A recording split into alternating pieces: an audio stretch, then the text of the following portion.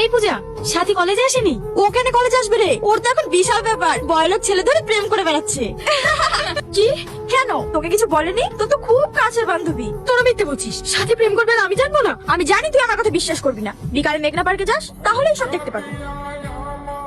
তুমি তোমার আব্বুকে বলে কিছু একটা ব্যবস্থা করো।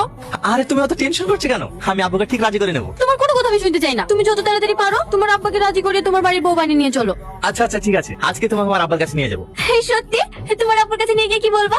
আমি আব্বুকে বলবো এই আমার ছোটবেলার ভালোবাসা, একে আমার জীবনের থেকেও বেশি ভালোবাসি, আমি একে বিয়ে করতে চাই। তুমি বলো আমাদের কবে বিয়ে দিবা? কি?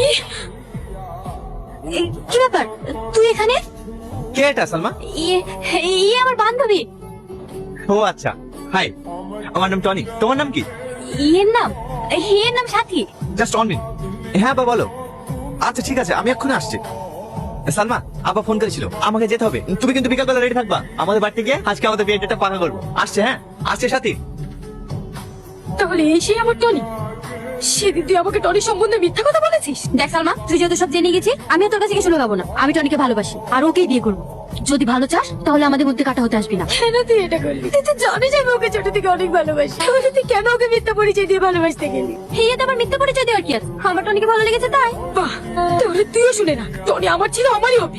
আমি ওকে সব সত্যি কথা বলে দেবো। তবে তুইও শুনে রাখ, টনিকে আমার কাছ থেকে কোনোদিনও আলাদা করতে পারবি না। Challenge accepted.